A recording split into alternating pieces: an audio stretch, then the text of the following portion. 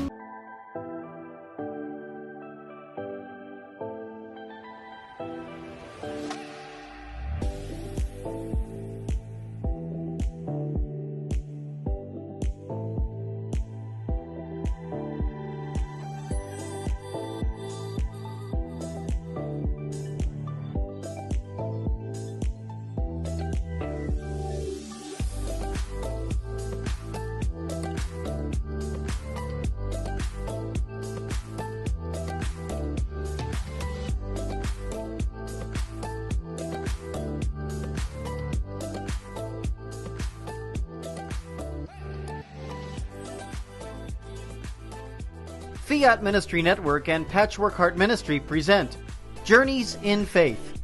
Now, here's Ann DeSantis.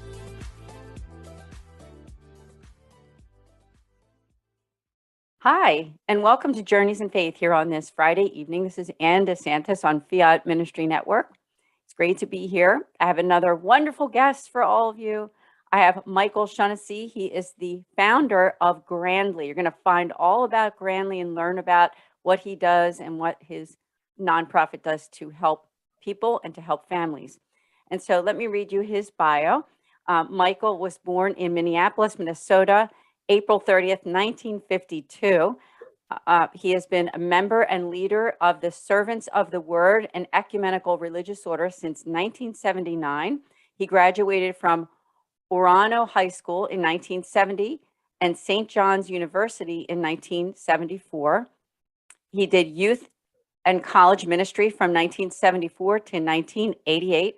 And from 1988 to 2003, he served in London, Belfast, and Munich in youth work and community, founding in the Sword of the Spirit. We're going to learn all about that on the podcast, on our show this evening. In 2003, he returned to the United States and did the same since. He wrote the Kairos Youth Culture newsletter from 2007 to 2020 and authored 6 books. He founded Grandly, a ministry to grandparents, in 2015. And I have to say, you have a wonderful bio. You have such experience even traveling in different sections of the world and spending time there. So welcome, Michael. Thank you so much for joining us in Journeys in Faith. It's really good to be here, Ann. Thanks for having me. Absolutely. And I know you and I have been trying to schedule this show for quite a while. So I'm really glad that we finally got to do it and finally able to interview you on this show here on Fiat Ministry Network. Let's start out with Grandly. You know, that's the latest project that you've done since 2015. Tell us what Grandly does and what you do. So what we're trying to do is we're trying to put together two things that almost no one puts together, which is grandparenting and youth work. My history has been in doing youth work, and one of the observations I've had over time is that you really need to help young people grow up all the way now into their getting settled years. So oftentimes late 20s before they marry and settle in on their faith firmly for where they're going to be going for the rest of their lives. And that if what you do is you just work one sector, like junior high ministry or high school ministry or campus ministry or young adult ministry, oftentimes what happens as people go through transitions like that, that's when their faith crises happen. And oftentimes they leave their faith, they leave the church. And one of the things that I saw was that if grandparents are involved in the faith journey of their grandchildren, the grandchildren are much more likely to make it, which goes against what everybody would even think. Like grandparents doing youth work, kind of go, but they're in perfect position to do it. They have trust, they have relationship, they have love, they have all these advantages. What they don't have often is youth work skills. How do you do a one-on-one? How do you build environments? How do you use your time, your resources, your finances, your home, all these to help a young person grow in his or her faith? But if we equip grandparents to do that, they will become much more effective at passing on their faith, and they will solve one of the big issues that they have, which is a kind of discouragement that a lot of older people have today when they look at the world their grandchildren are growing up in, and they say, oh, I would not want to have to raise children in today's world because it's so messed up. And you go, yeah, that might be the right reaction, but it's not the right response. So what Grandly really tries to do is give grandparents both a hope for doing it, recognizing that they're actually called to pass on their faith, and then also methodologies for how you do it, so that they're equipped to be able to say, right, I know how to do a one-on-one. I know how to do small group environments. I know how to do a cousins camp or this, that, or the other thing. So it's just equipping them to take their role in their grandchildren's lives and especially pass on their faith. So, yeah, and I think just in the ministry that I do, I'm actually the director, as you know, for Foundation as well. And we do a lot of work with people of all ages, but I do come in contact with quite a few grandparents, people that are over the age of 55, 60, 70. And a lot of them care so deeply about their grandchildren, yes. and they want the best for them. And many of them think about their grandchildren all the time in terms of that worry that they have about their well-being, but also about their faith. They want them to, to carry on the faith, right? And so I just think that's a beautiful thing. Like, use the word equipping. Could you talk a little bit more about that? Like some of those hands-on things that Grandly does to equip those grandparents. Yes. So one of the bylines we use is that grandparents need to learn how to think, pray, and act strategically. Good intentions. In our generation, we were told where the good intentions lead you. They don't get anything done for sure. What you actually need is a strategy, and you need to learn how to think strategically, pray strategically, and act strategically. So oftentimes I will ask grandparents who are concerned about their grandkids, do you pray for your grandchildren? And they'll say, oh, yes. And then I say, how? And they say, and I say, you know what I think you do is I think you worry about your grandchildren, and that's not praying for them. And there's a big difference if you actually get involved with praying for your grandchildren. So making a list, looking at the things that you need to do. And most of them will say, I'm just not a good prayer. And I say, you know the Lord's Prayer? Yeah. You know your grandkids' names? Yeah. Well, just start off with that. Lord, I don't know what's going on in Susie's life right now, but she seems to be having something of a trial. I'm going to say the Lord's Prayer for her, and you intervene in a way that you know. And I go, what a great prayer. That's all it takes. Just do that. Get started doing that. And then you'll be less worried, because worrying doesn't get anything done. And then also just saying, how do you think? Well, the grandchildren are coming over on next weekend. And what I could do is I might go out for lunch with one of them and just say, how's school going, all the standard kinds of things. And then you might do something like, hey, did I ever tell you the story about when I was, and you actually tell your own faith story.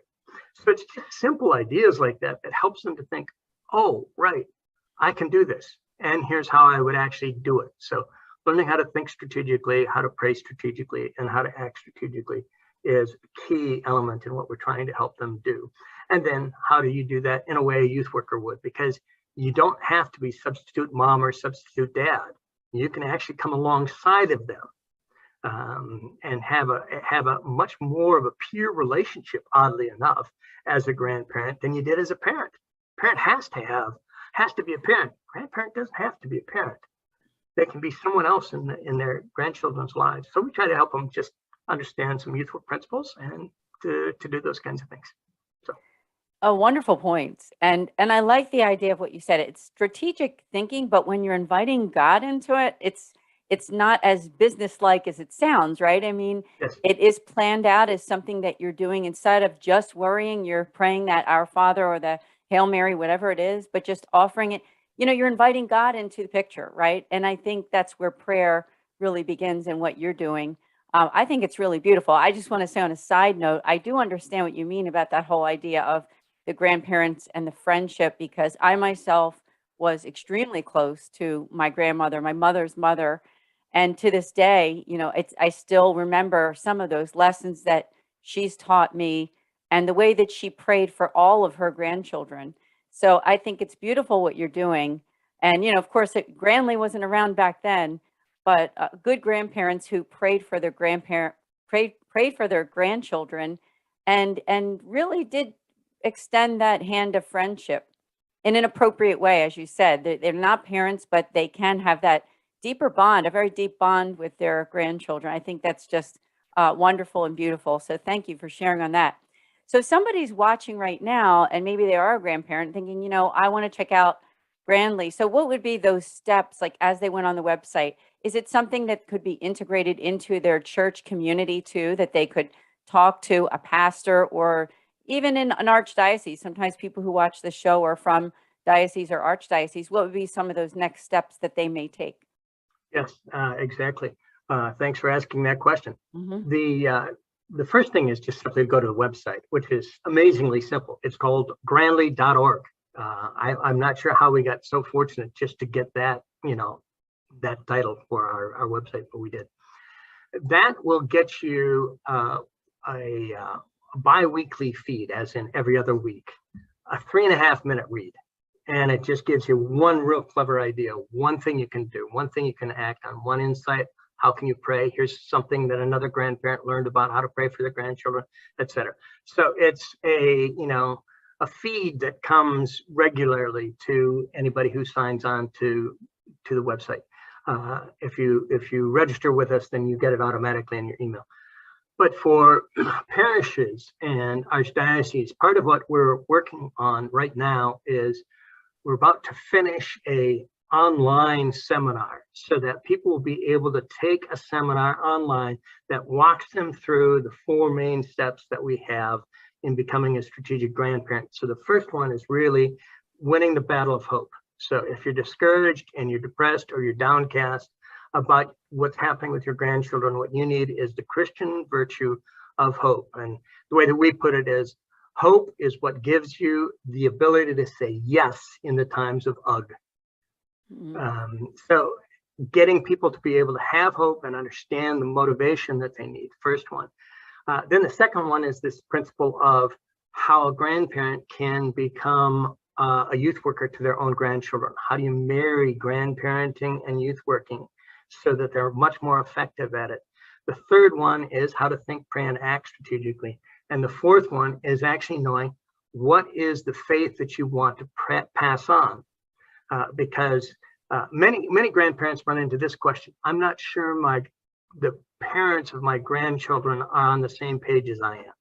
And I go, get clear on what you're thinking about here, because oftentimes you just have to find the same page. Because I don't know of any parent who's saying, yeah, I don't want my kids to be honest. I don't want my kids to be responsible. I don't want my kids to be reliable. I don't want my kids not to be sassy. You can work with your grandkids to become better human beings. The moral life is part of our faith. doing the right thing. It's part of our faith. That's different than my grandkids don't go to church. You go, well, I may have to be able to at least say, can I take them to church with me when they come to spend the weekend? Yes, oh, that'd be fine. It's not, I'm not against church. I just don't go myself. And you go, okay, this is an opportunity to pass on faith, this experience of God. The second thing, how do I relate to God? And then the third one is you might well be able to do some doctrinal stuff, like how do you deal with the tough questions? It's like temptation and sin and suffering, all those kinds of doctrinal things. So you got those kinds of three different aspects. You can find a place that you can talk to your grandkids about faith, and you can pass on faith. You just got to get on the right page with the parents so that you're not working against the parents, you're working with them. And then it'll often open up other doors above and beyond that. Now, I don't know if I answered your question very well, but. Oh, no, you did perfectly. And the word that's popping into my head are tools. And I love that word because that's what you're giving. You're giving these grandparents and the parents too that might be watching and thinking, I like that. Maybe I want to tell my mom or my dad about this. So I just think that's beautiful, and invite people to go to that website at grandly.org. So please check it out. Now we do have to take a short break. So hang on tight. We'll be right back here on Journeys in Faith. Today, many students go to college with numerous questions about their faith, yearning to know if the seed planted in them as a child is both true and practical. Using the miracle on the road to Emmaus as a model, young adult ministers conversed weekly for 3 months with college students about the most pressing questions they had about the Catholic faith.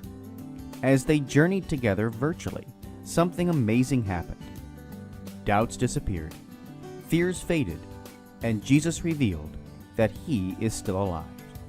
Hearts Burning Within Us, the latest book from Patchwork Heart Ministry, is a result of that grace-infused conversation. It is the perfect back-to-school gift for recent high school graduates and current college students. Get your copy for them today at patchworkheart.org or by calling 424-704-3278. That's 424-704-3278. Welcome back to Journeys in Faith with my guest, Michael Shaughnessy. Thank you so much, Michael, for being a guest.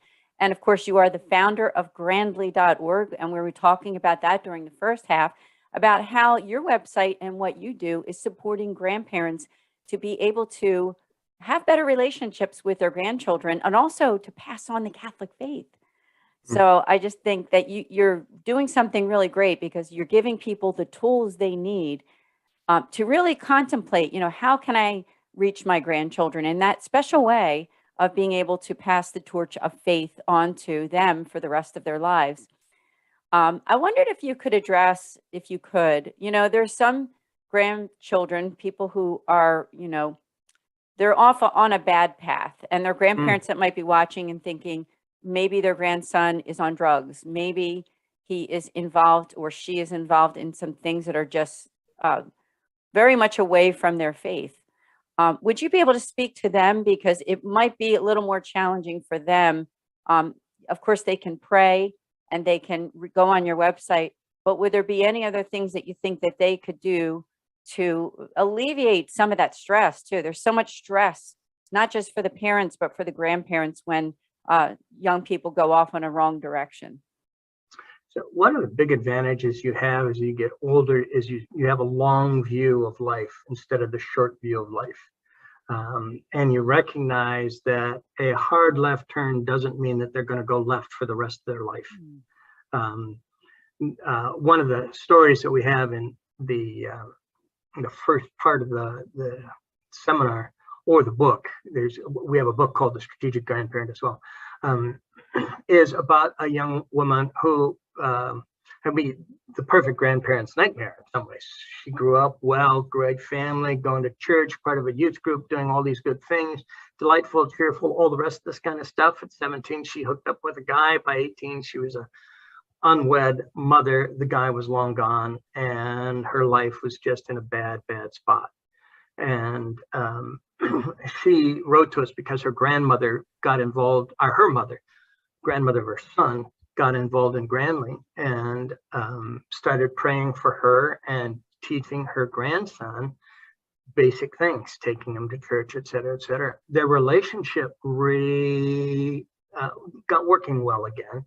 And I just saw her recently, and she's now she's married, has 2 kids, going to church, loves her husband, et cetera, et cetera. And you look at this and you just go, never take a snapshot and say, this is the whole story. You got to have the whole movie. You can't just get one picture and say, that's it. You can get some pretty bad snapshots. If they took a picture of you or me at the wrong time, you just go, oh my goodness, train wreck, looking for a place to happen, you know? But then if you really look at, you know, like Peter on the evening when he's betraying or denying the Lord, you just go, oh my goodness, how could God ever pick a guy like that, you know? Or Mary Magdalene, you just go, 7 demons, not my best friend forever, probably. But then you see what God does, and God does amazing things to turn people's lives around and brings them back to a different place. Grandparents have that long view. They can look at things with a certain kind of hope and say, you know, God's in this somehow, and he may be doing something important. And it's also very helpful for them in terms of even reassuring their own children when it's their grandkids going off the rails to some degree. Now, again, God gives us this absolutely insane freedom to make up our own minds and choose our own path. But the one thing you know is that he never gives up on us. And it's in some ways his problem, not mine. And it's really helpful to remember that the real issue here is between God and my grandson. It's not me and my grandson. That helps just relieve a lot of the stress that grandparents have, as does prayer and various other kinds of things. But there's just no magic bullet on any of these things. You just say, yeah, you just have to have faith, hope, and love, exercise those virtues, and you'll be doing the right thing. But it sounds simple, but it takes some work. Let's put it that way. So. Yeah, I love how you put all of that and the wisdom of grandparents too, that they see that long view. And I know, I mean, I experienced that, like I said, with my own grandmother and how she was so wise in that way that, you know, I think when you have a good relationship with your grandparents in that way, and when there is some faith involved too, it's really, I think grandparents have a great power to be able to pass that on to their grandchildren. Yes, And sometimes even their great grandchildren too. I mean, yes, people yes, that wind up having great grandchildren. yes. So it's just a beautiful thing of what you're doing at grandly.org. Now, I know that, you know, you and I were trying to schedule this podcast for quite a while, and some of your audience is also watching this show. And you were talking about how sometimes, you know, in life we get things are thrown at us and there's difficulties, but God is the one that gets us through. And I know that for you personally, that God got you through some things over this pandemic, and didn't know if you wanted to share for your own audience a little bit about that, because I really do admire your strength and how you persevere during difficult moments in your own life. Well, yes. 1 year ago today, there was a question whether I'd survived the night. I had COVID-19. I got over COVID-19. But one of the things that COVID-19 can lead to is Guillain-Barré syndrome. And I woke up, 16 days after my first symptoms of COVID-19, and I had numbness in my fingers and my feet. I called my doctor. I said, I got these new symptoms. I don't know what they are. And he said, get into urgent care immediately. So I was on my way walking into urgent care, and it was like someone shut off the lights to my legs. And I collapsed down onto the sidewalk, broke my ankle in 3 places, and then went into emergency care instead because I had a terribly broken ankle. Got in there, and because I was in the emergency room, they were able to first handle the ankle, and then said, so why were you getting into urgent care? And I said, well, I have numbness in my hands and my feet. Turns out, yes, I had Guillain-Barré syndrome, and within 5 days, I was paralyzed from my neck down. I could not move my arms or my legs at all. What Guillain-Barré does is it makes your autoimmune system attack your nervous system for no reason. They just don't understand it. Medicine is great, but it doesn't have all the answers. They said, we don't know why this happens, but this is what happens, and this is the if you get a bad case, this is where it goes. And then I kept finding out I don't have a bad case. I have a very bad case. So I ended up on getting intubated on a ventilator, no food, no water other than by mouth. All my muscles were just non-responsive. So I couldn't breathe because my diaphragm shut down. I couldn't speak because my throat muscles had shut down. I couldn't swallow because my throat muscles had shut down. So then they did a tracheotomy, and for 2 weeks I couldn't talk. And then my blood pressure went through the roof, and they said if he doesn't die of respiratory failure, he'll die of a stroke, probably tonight. But I had so many people praying for me. My goodness, I had a lot of people praying for me. And, I just think God didn't want me, getting my reward too early. So That's right. And yeah. I'm one of the people that was praying for you because Thank you. it was a year ago at this time, as we're taping this podcast, the show, in very late January for a February air date, Mhm. and that you and I were supposed to Yes. have that show. And so I am just so thankful to God. And I brought that up during this show because I just think that is such a testament to prayer and how God got you through. And you're on Journeys in Faith a year later after all of Yeah. what you went through. So I just want to praise and thank God and for all those people that prayed for you, that are maybe they're watching this show and they're thinking, oh my goodness, I am just so glad that Mike is okay. Yeah. And that he's on a better journey. On that note, and as we're headed toward the end, we did go through an awful pandemic that we're still kind of, working through, and hopefully this will Mhm. be over at Mhm. some point, in 2022. Mhm. But Mhm. some of those grandparents are ones that maybe did go through that isolation and weren't Yes. able to see those grandparents. I Yes. wondered if you could address them, because how hard was it? Any words of advice for them that didn't get to communicate and see those family members during the past couple years? Yes. It's interesting you asked that question because I'm also writing a book on death and dying. And it's meditations, again, very short meditations, but it's looking at the what I call hints from God, that in every circumstances of life, if you look at it and say, is God trying to talk to me here? The answer is yes, he is. Yeah. And many of the things that we go through as we get older, for those who start to go deaf, you realize this is because I need to listen to another voice, not the voice of the world. Now, can I listen to the voice of God now? Various kinds of suffering and trials, they're meant to draw us closer to God, no matter what they are. And if we understand them and we look at them as this is God speaking to me in my trials, the trials get transformed because you say, wait, God is really with me in this whole thing. And that's what I experienced in the hospital when I couldn't move, I couldn't talk. I just go, guess it's just me and God. That's not bad. That's okay. And then just saying, Lord, for part of the time, I couldn't even pray because I lost all ability to focus my mind. And it was just, okay, Lord, I am utterly in your hands. And that's all I could do. I tried praying the Lord's Prayer and I couldn't even finish the Lord's Prayer. And I go, what's wrong with me? I can't even maintain my relationship with God. And go, yeah, that's right. God maintains the relationship with you. That's what is the first step of faith, is this depends on God, and God is faithful, and he will do the things that a God who is love will do for you. And I experienced that. It was just profound, in fact. So whatever grandparents are going through, I just go, look and see, where's God's hand in this thing? He's in there with you. Just the question is, can you see how? And if you can, it just changes you. It does. Oh, thank you so sincerely from me, and also from from Fiat Ministry Network, for sharing.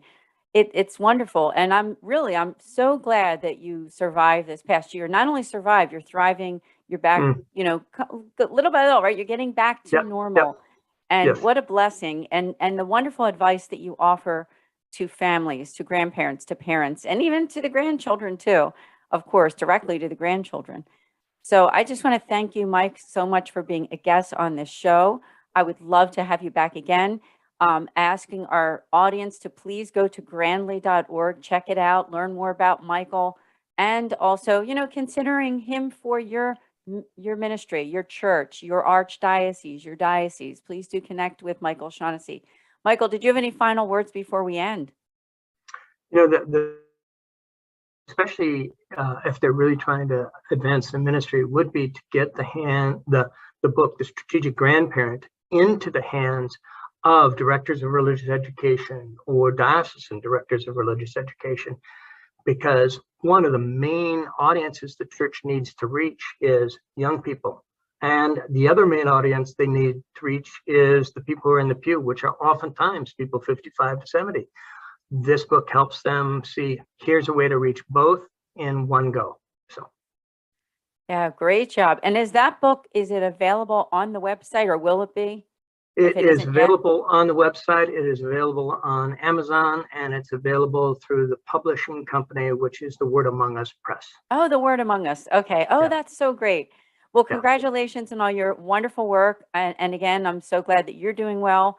And we'll see all of you here next week on Journeys in Faith on Fiat Ministry Network. God bless. Bye-bye.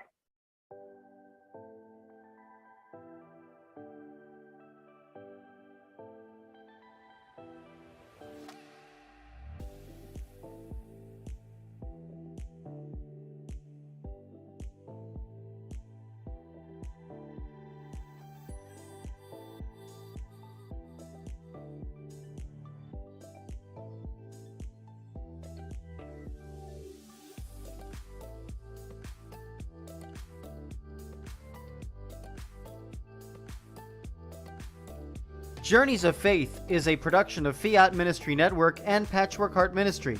For more information about Journeys of Faith, email info@fiatministrynetwork.tv. And be sure to friend, follow, and like us on social media. Just search Journeys in Faith with Ann DeSantis.